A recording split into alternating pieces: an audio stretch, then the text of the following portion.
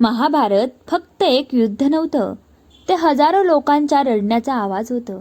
एका आईच्या डोळ्यातलं दुःख होतं, एका स्त्रीच्या अपमानाची आग होती, एका भावाचा अहंकार होता आणि एका माणसाच्या शांततेमुळे झालेला विनाश होता.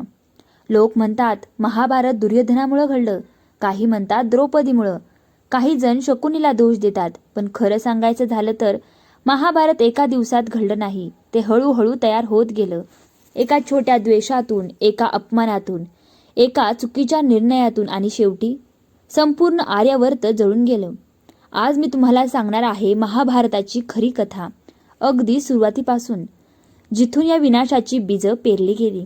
हस्तिनापूर, मोठं राज्य, भव्य राजवाडे, अफाट संपत्ती, सत्ता, पण या सोन्याच्या राजवाड्यामध्ये शांतता कधीच नव्हती.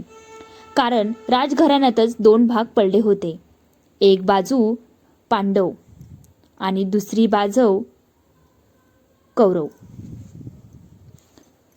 धृतराष्ट्राचे 100 मुलगे आणि पांडूचे 5 मुलगे. लहानपणी सगळे एकत्र खेळायचे, एकत्र शिकायचे. पण दुर्योधनाच्या मनात सुरुवातीपासूनच एक आग होती. कारण जिथे पांडव जायचे, लोक त्यांचंच कौतुक करायचे. अर्जुन किती महान, भीम किती ताकदवान, युधिष्ठिर किती शांत. हे ऐकून दुर्योधनाच्या मनात राग वाढत गेला. भीम लहानपणापासूनच खूप बलवान होता. तो खेळता खेळता कौरवांना हरवायचा. कधी त्यांना पाण्यात ढकलायचा, कधी झाडावरून खाली पाडायचा. बाकी मुलं हसायची, पण दुर्योधनाच्या मनात अपमान जागा झाला होता. एक दिवस तो रागाने शकुनीकडे गेला. शकुनी शांतपणे हसला, त्याच्या डोळ्यात कपट होतं. शकुनी, दुर्योधन, शत्रू छोटा असतानाच संपवायचा असतो. दुर्योधन म्हणाला, मामा, मला पांडवांचा तिरस्कार आहे. शकुनी हसत म्हणाला, मग सुरुवात भीमापासून कर. एक दिवस दुर्योधनाने प्रेमाने भीमाला जेवायला बोलवलं. भीम खुश झाला, कारण त्याला खाणं खूप आवडायचं.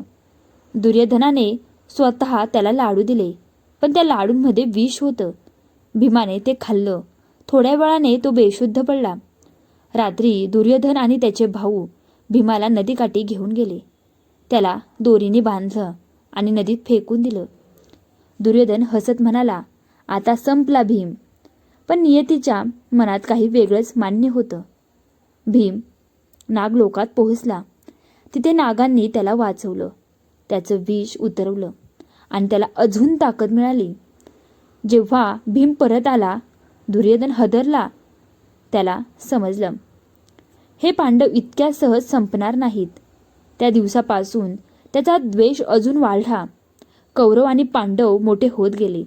त्यांना युद्धकला शिकवण्यासाठी द्रोणाचार्य आले. सगळे राजकुमार शिकत होते, पण त्यात अर्जुन सर्वात पुढे होता. द्रोणाचार्य अर्जुनावर खूप प्रेम करायचे. हे पाहून दुर्योधनाच्या मनात मत्सर वाढत गेला. एक दिवस द्रोणाचार्यांनी परीक्षा घेतली. झाडावर पक्षी ठेवले. सगळ्यांना विचारलं, काय दिसतंय? कोणी म्हणालं झाड, कोणी म्हणालं आकाश, पण अर्जुन म्हणाला, मला फक्त पक्षाचा डोळा दिसतो. द्रोणाचार्य आनंदी झाले आणि त्या दिवसापासून अर्जुनाचं नाव सगळीकडे झालं. दुर्योधन मूठ आवळून उभा होता. राजसभेत अर्जुन आपलं कौशल्य दाखवत होता. सगळे टाळ्या वाजवत होते. तेवढ्यात एक तरुण पुढे आला. तो होता कर्ण. त्याने अर्जुनाला आव्हान दिलं. सगळे थक्क झाले. पण अचानक प्रश्न आला, तू कोण आहेस? जेव्हा कळालं तो सुतपुत्र आहे, सभेत हशा पसरला. कर्णाची मान खाली गेली. तेव्हा दुर्योधन पुढे आला. त्याने कर्णाला अंगदेशाचा राजा बनवला आणि त्या दिवसापासून कर्ण दुर्योधनाचा झाला. धृतराष्ट्राला माहिती होतं, लोक पांडवांवर प्रेम करतात, म्हणून दुर्योधन आणि शकुनीने योजना आखली पांडवांना जिवंत जाळण्याची. त्यांच्यासाठी लाखेचा महाल बनवला गेला. रात्री त्या महालाला आग लावली गेली. सगळ्यांना वाटलं पांडव मेले, पण विदुराच्या मदतीने ते वाचले. द्रौपदीचा स्वयंवर. राजे महाराजे जमले होते. कर्ण उठला, पण द्रौपदी म्हणाली, मी सूतपुत्राशी विवाह करणार नाही. संपूर्ण सभेत शांतता पसरली. कर्णाच्या डोळ्यात वेदना होती आणि दुर्योधनाच्या मनात आग. शकुनीने युधिष्ठिराला जुगारात अडकवलं. राज्य गेलं, संपत्ती गेली, भाऊ गेले आणि शेवटी द्रौपदी पण. सभेत द्रौपदीला ओढून आणलं गेलं. ती रडत होती. हा अधर्म आहे, पण कोणीच बोललं नाही. भीष्म शांत, द्रोण शांत, धृतराष्ट्र शांत. त्या दिवशी फक्त एका स्त्रीचा अपमान झाला नाही, तर संपूर्ण धर्म हरला. आणि त्या दिवशी महाभारत निश्चित झालं. कृष्ण शांतता घेऊन येले. फक्त 5 गावं मागितली. पण दुर्योधन म्हणाला, सुईच्या टोका एवढी जमीनही देणार नाही. आणि मग कुरुक्षेत्रावर शंख वाजले. भाऊ एकमेकांसमोर उभे राहिले. आईची कुशी रिकामी झाली. पत्नी विधवा झाल्या आणि शेवटी जिंकूनही पांडव हरले. कारण युद्धात कोणी जिंकत नाही. महाभारत आपल्याला शिकवतं, अहंकार, मत्सर आणि एका स्त्रीचा अपमान संपूर्ण संसार उद्ध्वस्त करू शकतो. आणि अशा प्रकारे अहंकार, मत्सर, अपमान आणि चुकीच्या निर्णयांनी महाभारत घडलं. कौरव हरले, पांडव जिंकले.